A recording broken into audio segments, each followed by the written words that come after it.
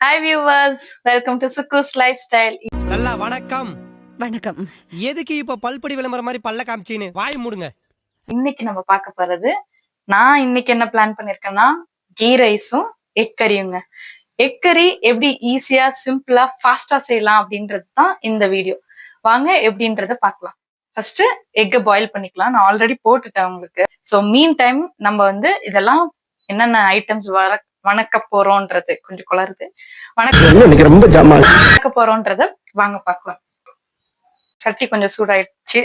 சூடு பண்ணணும், அதுக்கு பத்த வைக்கணும். என்ன இன்னைக்கு ரொம்ப ஜாம் ஆகுது.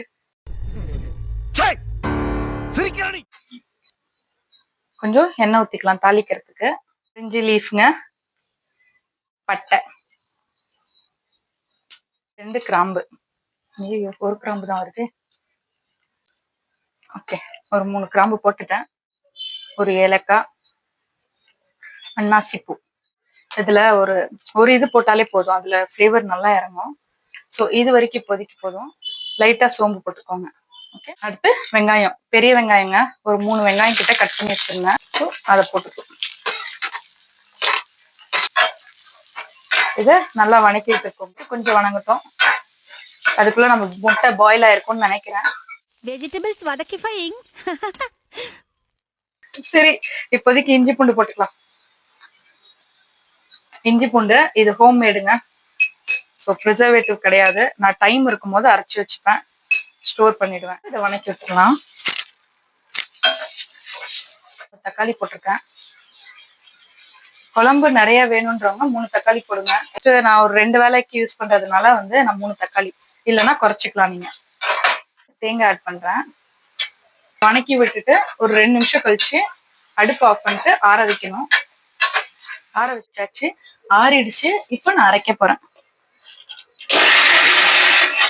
அந்த எக் கிரேவி பண்றதுக்கு முன்னாடி நான் எக்கை வந்து ஒரு ஆயில்ல வந்து ஒரு சின்ன ஒரு சாட்டே பண்ணிக்கலான் இருக்கேன். ஜஸ்ட் கொஞ்சம் ஆயில் ஊற்றிக்கோங்க.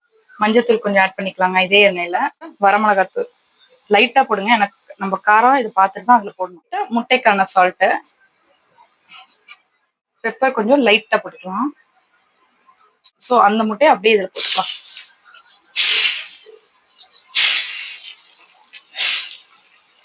இப்போ கிரேவி பண்ண ஸ்டார்ட் பண்ணாங்க. இப்போ இன்னொரு கடாயை எடுத்திருக்கோம். அதுல கொஞ்சமா எண்ணெய் விட்டுட்டு, எண்ணெய் காஞ்சோடனே சோம்புங்க, கருவேப்பிலை, பச்சை மிளகாய் இதெல்லாம் தாளிக்கிறதுக்கு. இப்போ நம்ம அரைச்சதை எடுத்து ஊத்திக்கலாங்க. ஒரு கிண்டு இருங்க, ஏன்னா அந்த சட்டி சூடா இருக்கும் போது இப்படிதான் ஆகும். மீதி இருக்க தண்ணிய அப்படியே ஊத்திடலாம். உங்களுக்கு எவ்வளவு தண்ணி தேவையோ, எவ்வளவு கிரேவி கன்சிஸ்டன்சி தேவையோ அவ்வளவு தண்ணி ஆட் பண்ணிக்கலாம். இப்போ சார் ஒன்றும் இல்லை சார். சும்மா சொல்லு. ஏன் சிரிச்சீங்க? ஒன்றும் இல்லை சார். அடிக்க மாட்டேன்டா. ஏன் சிரிச்ச?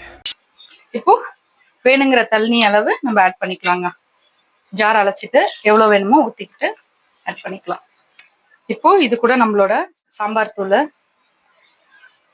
எங்க வீட்டு காரத்துக்கு ஏற்ப நான் வந்து 2 ஸ்பூன் போட்டிருக்கேன். திரும்ப முட்டையில கொஞ்சம் உப்பு போட்டோம்ல, அதனால சொல்றேன் நானு. சோ இப்ப திரும்ப வந்து இதுல லைட்டா கொஞ்சம் உப்பு ஆட் பண்ணிக்கலாம். அதாவது செட்டு சால்ட் आता है, पानी आता है, फाल्ट आता है, तंडर आता है. என்ன திட்டுவோம். இப்போ நம்ம ஆல்ரெடி சாட்டே பண்ணது இந்த முட்டை இருக்குது. இந்த முட்டையை நீந்து விட்டுலாமாங்க. போட்டுட்டேன். ஜமால் ஜமீல். தம்பி காமெடி வேண்டாம், நான் சொல்லிட்டேன். நானு காமெடி பண்ணாதேன்னு சொல்லியிருக்கேன் நானு. இந்த மாதிரி எல்லா முட்டையும் உள்ள போட்டுடலாம். அது அந்த ஃபிளேவர் எல்லாமே செமையா இருக்கும். நம்ம ஃபிளேவர் கலர் எப்படி இருக்குன்னு கொரியன் சாஸ்ல நம்ம வந்து சில்லி ஆயில் ஊத்துற மாதிரி இல்ல. ஒன்னு கேட்டா நம்மள அசர வைக்கிற மாதிரி ஒரு பதில் சொல்வார் பாரு, அது நமக்கு இங்க புரியாது, வீட்டுக்கு போனா தான் புரியும். ரொம்ப ஆயிடுச்சுங்க. ஒரு 2 நிமிஷம் மட்டும் அந்த ஃபிளேவர் இறங்கினா போதும் முட்டையில. அதுக்கப்புறம் நம்ம கீ ரைஸ் ரெடி ஆனோடனே சாப்பிட்டு நல்லா சாப்பிட்டு தூங்கிடணும். ஊரெல்லாம் ஓடி அலைஞ்சி உழைச்சி சம்பாதிக்கிறது எதுக்கு? இதுக்கு தானே. இன்ஃபர்மேஷன். Bye, see you. மறக்காம என்னோட இந்த ரெசிபிய, ஈஸியான ரெசிபிய வீட்ல ட்ரை பண்ணி பார்த்துட்டு எனக்கு கமெண்ட் பண்ணுங்க. மறக்காம லைக் பண்ணி, ஷேர் பண்ணி, சப்ஸ்கிரைபும் பண்ணிடுங்க. முடிஞ்ச ஒரு பெல் பட்டனையும் தட்டிடுங்கண்ணா. பை.